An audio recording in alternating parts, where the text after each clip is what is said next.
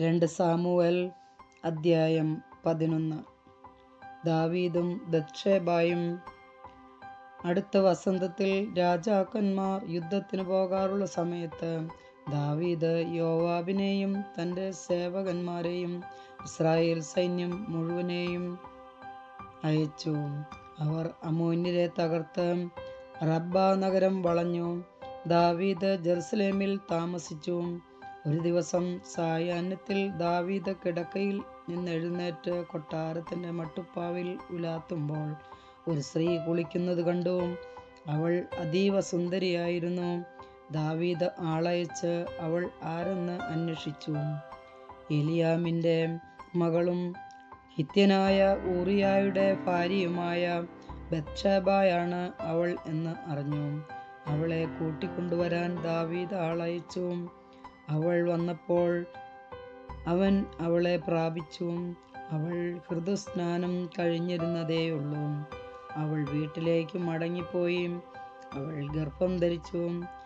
അവൾ ആളയച്ച് ദാവീദിനെ വിവരമറിയിച്ചു.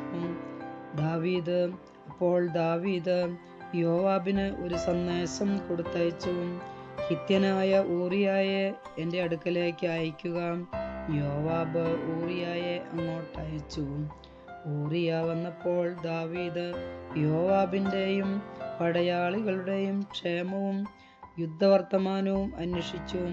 പിന്നെ ദാവീദ് ഊറിയായോട് പറഞ്ഞു, നീ വീട്ടിൽ പോയി അല്പം വിശ്രമിക്കുക. ഊറിയ കൊട്ടാരത്തിൽ നിന്ന് പോയി. രാജാവ് അവനൊരു സമ്മാനവും കൊടുത്തയച്ചു. എന്നാൽ ഊറിയ വീട്ടിൽ പോയില്ല.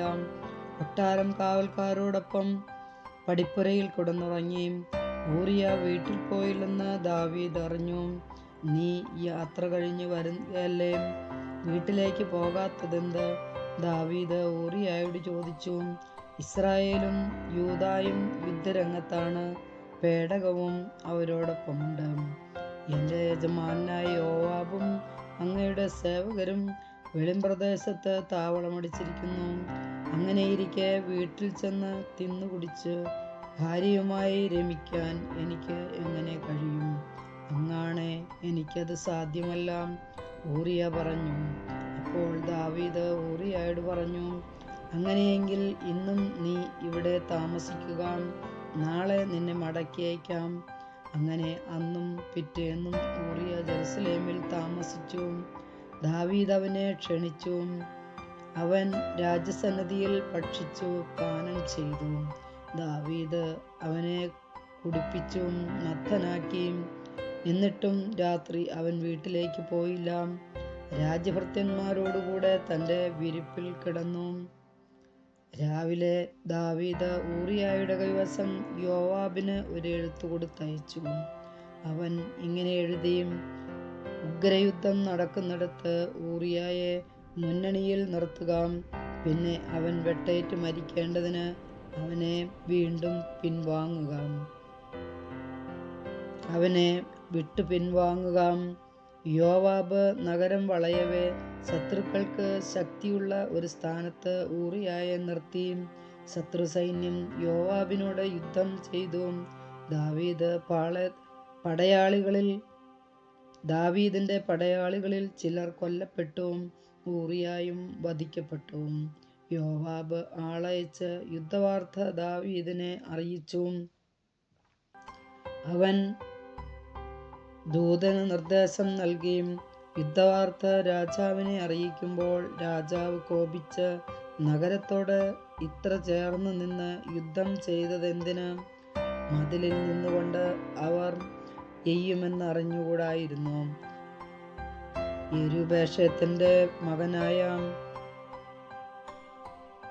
അബീമേലെക്ക് മരിച്ചതെങ്ങനെ എന്നറിഞ്ഞുകൂടെ?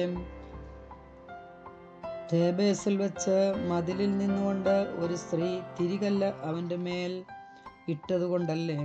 നിങ്ങൾ മതിലിനോട് ഇത്രയടുത്ത് ചെന്നതെന്തിന് എന്ന് ചോദിച്ചാൽ നിന്റെ ഹിത്യനായ ദാസൻ ഊറിയായും മരിച്ചു എന്ന് നീ പറയണം. ദൂതൻ യോവാബ് കൽപ്പിച്ചതുപോലെ ദാവീദിനോട് പറഞ്ഞു. ശത്രുക്കൾ നമ്മേക്കാൾ ശക്തരായിരുന്നു. അവർ നഗരത്തിൽ നിന്ന് പുറപ്പെട്ട് വെളിമ്പ്രദേശത്ത് നമുക്കെതിരെ വന്നു. പക്ഷേ നഗരവാതിൽക്കലേക്ക് നാം അവരെ തിരിച്ചോടിച്ചു. അപ്പോൾ അവർ മതിലിൽ നിന്ന് നമ്മുടെ നേരെ അമ്പയച്ചു. തിരുമേനിയും അവിടുത്തെ ദാസന്മാരിൽ ചിലർ കൊല്ലപ്പെട്ടു. അവിടുത്തെ ദാസനായ ഹിത്യൻ ഊറിയായും മരിച്ചു. ദാവീദ് ദൂതനോട് കൽപ്പിച്ചു, ഇതുകൊണ്ട് അധീനരാകരുത്. ആരൊക്കെ യുദ്ധത്തിൽ മരിക്കുമെന്ന് മുൻകൂട്ടി പറയാൻ ആർക്കുമാവില്ല. ആക്രമണം ശക്തിപ്പെടുത്തി നഗരത്തെ തകർത്തുകളയ എന്ന് പറഞ്ഞു. യോവാബിനെ നീ ധൈര്യപ്പെടുത്തുക. ഭർത്താവ് മരിച്ചെന്ന് കേട്ടപ്പോൾ ഊറിയായുടെ ഭാര്യ അവനെ ചൊല്ലി വിലപിച്ചു. വിലാപകാലം കഴിഞ്ഞപ്പോൾ ദാവീദ് അവളെ കൊട്ടാരത്തിൽ വരുത്തി. അവൾ അവന് ഭാര്യയായും അവൾ ഒരു പുത്രനെ പ്രസവിച്ചു. പക്ഷേ ദാവീദിന്റെ പ്രവൃത്തി കർത്താവിന് അനിഷ്ടമായി. കർത്താവിന്റെ വചനം.